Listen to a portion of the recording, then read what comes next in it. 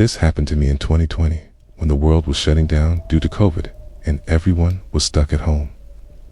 Being a backpacker and camper, used Colorado as an excuse to visit various national parks and camp in different places. One spot was a stream in Rocky Mountain National Park. Without revealing too much, something happened with my job in 2019 that damaged my reputation and made some people dislike me. I had to change apartments, get a new phone number, and quit my job. The mistake I made caused many people to lose money, so trouble was expected. I just didn't know how far it would go. For a while, I was harassed by messages from random numbers. Some were even threatening. I wasn't sure if it was the same person using many numbers or different people. After some time, it seemed to stop, and I was relieved. I wasn't working then and was taking time for myself, which is why I was traveling. I drove 3 hours to the park, parked my truck, and started hiking. The trail to the stream was empty, probably because the lockdown had just begun and it was still winter, with a thin snow layer crunching underfoot. When I reached the stream, it wasn't frozen and was incredibly peaceful, a detox I desperately needed. I set up camp a little off the trail, chopped wood, lit a fire, and cooked sausages. I read a few chapters by the fire, and as night fell, I rolled a joint and smoked it. After a few puffs, my phone buzzed. Aside from family, I rarely get messages, so I pulled it out and saw many texts from an unknown number with area code 203, Connecticut. The messages said things like, "How's your camping, buddy? It's nice out here, and I understand why you came here." I replied, "Who is this?" but got no answer. The weed was kicking in, making me paranoid. I stood up and scanned the dark woods around me. I grabbed my P365 pistol from my bag to feel safer. Normally, I'd put out the fire before bed, but being so paranoid, the thought of total darkness was unsettling. I went into the tent and lay in my sleeping bag, watching my phone, waiting for a reply none came. Minutes dragged on, and I wanted the weed to wear off. I tried to read, but couldn't focus, so I watched YouTube videos instead. Still uneasy about sleeping, I was watching a true crime documentary when another message arrived to reply to my question. Then it doesn't matter anymore. My heart raced again. I asked, "How did you know I'm camping?" But no reply. Anxiety weighed on me. Was it a prank or someone harassing me again? If the latter, how did they know I was camping? So after about an hour watching videos, I noticed the fire's glow fading. The woods were silent except for the wind. Then, unmistakable footsteps approached my tent, stopping about 6 feet away. I gripped my gun, ready to act. Suddenly, a flash outside. Someone shone a flashlight or took a photo. I heard footsteps retreating before they vanished. My phone vibrated, a photo of my tent, followed by a message, "Good night, sleep tight." Suddenly sober, adrenaline surged through me. I unzipped the tent and fired 2 shots into the air. Footsteps ran off in the snow. It's not too far away. It scared the person off, but also meant they were still out there watching. I shot it again and climbed back inside. No more messages or noises came after. I stayed awake for hours, fully alert. Finally, I slept and woke to daylight. Huge relief. Whoever followed me wasn't ready for a gun. I don't look like someone who owns a pistol, okay? And that was the only time I fired mine. After that, the harassment stopped. Almost 5 years later, I'm no longer worried. It was a nightmare. And I can't imagine how different it would have been if I wasn't armed.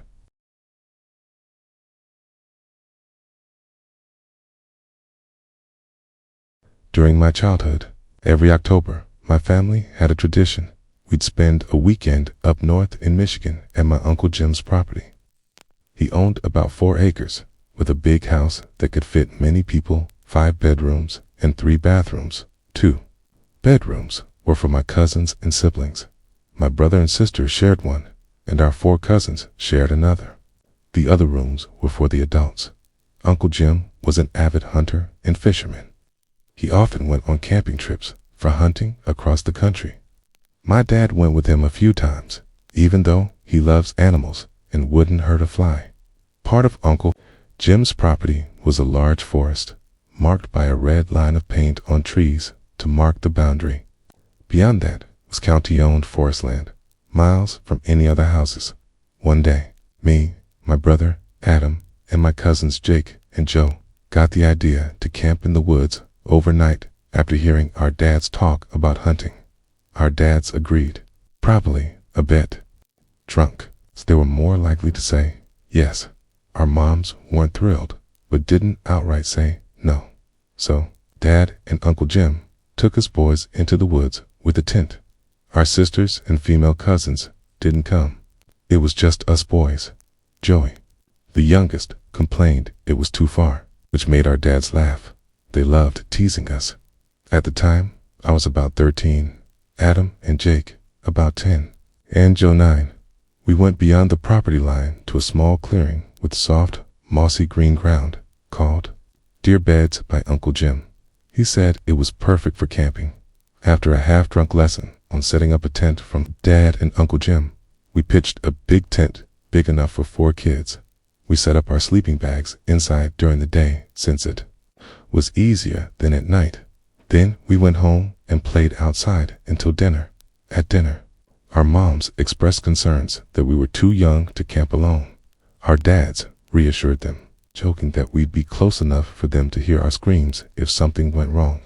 Later, Dad and Uncle Jim took us back to the woods with flashlights and extra blankets since it was cold. I brought a deck of Uno cards for us.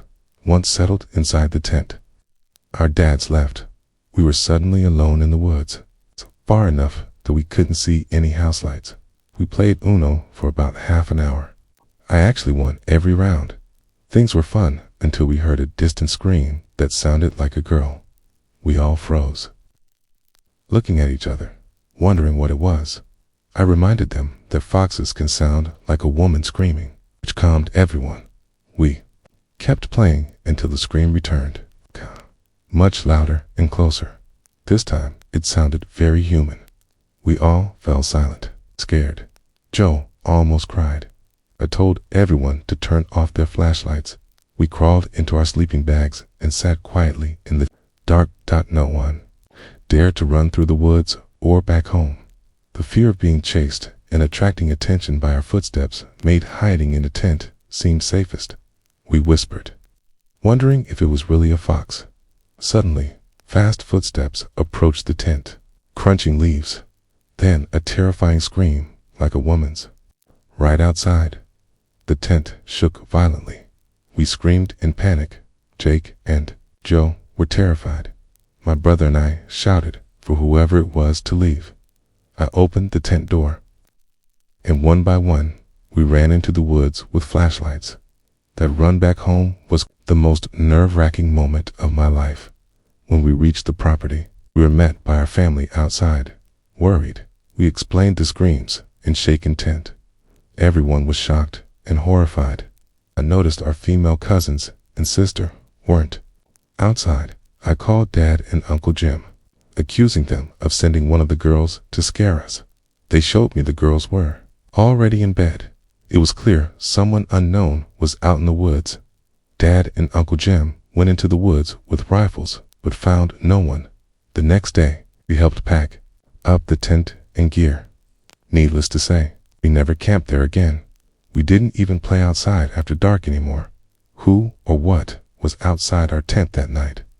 We still don't know.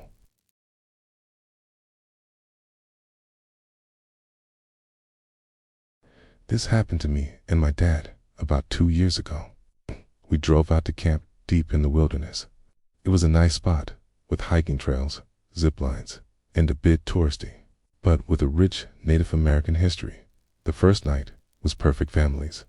In nearby campsites, campfires everywhere, kids laughing. We roasted hot dogs and marshmallows, opened some beers, and chatted with neighbors. A classic, peaceful first night. But the second night, things started to change. The staff told us we were the only ones who'd booked a site. Nobody else was there at first. We thought it was great a whole campsite just for us.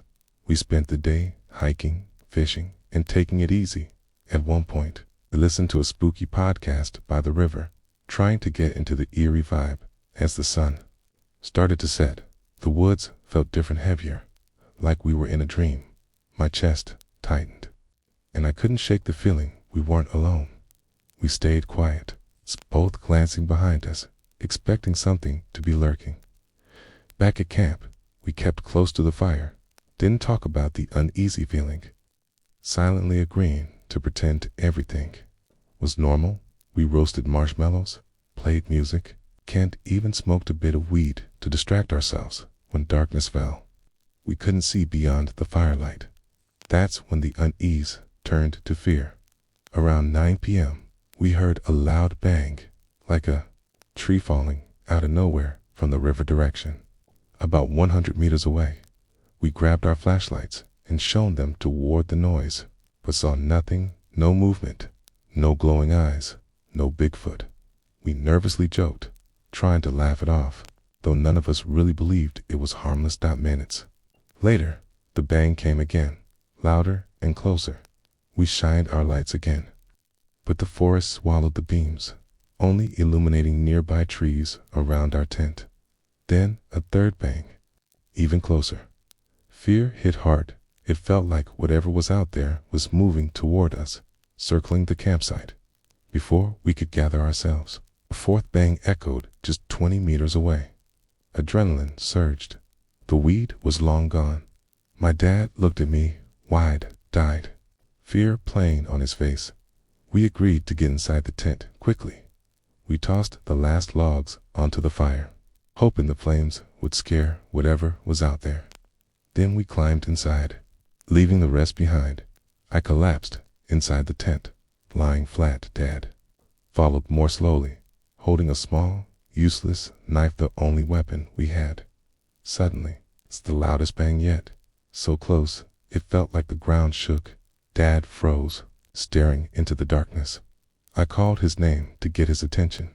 He whispered, "It's standing there." I asked, "What's standing there?" He said, trembling. "I don't know.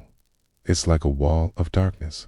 Kai sat by the zipper while I buried myself deeper into my sleeping bag, trying to stay as quiet as possible. Dad held the knife tightly. Then came an eerie, buzzing sound, hard to explain. It started low, like a hum, but filled the air and squeezed our chests. "I never felt anything like it," Dad whispered. "Do you feel it?" I just nodded, too scared to speak. This went on for about 5 minutes. Then came another noise, not animal, not human, but a guttural, alien-like sound. It reminded me of the Demogorgon from Stranger Things, something I'd never heard before. We froze in the tent, too scared to breathe or move. There was a small mesh window near me, but I refused to look out, terrified of being seen. Dad stayed there, his knife in hand. Then the strangest thing happened. We both lost track of time and memory. We woke up lying in the middle of the tent. I woke in a panic, feeling like something was standing over me. My first thought was to check my phone for the time. Quote, it was dead. I asked Dad to check his, also dead. Both phones had been fully charged the night before, just in case of emergency. We went outside to pee, back to back, still scared out of our minds. It was pitch black and cold. The food we left on the picnic table was untouched. The fire had burned down to ashes, as if no one had touched it. Everything felt wrong, like we shouldn't have been there. We stayed quiet. That night, barely sleeping, we packed up and left early the next morning without saying much. Later, we talked about it and realized we both felt the same, watched, hunted, as if something waited for us to make a mistake. We told Mom when we got home. She thought we were crazy, joked maybe we were drugged or had strange guests. But whatever happened that night was real. We never saw what it was. Dad said whatever it was, it wasn't human or natural. We never returned to that campsite, and honestly, we don't plan to go camping again.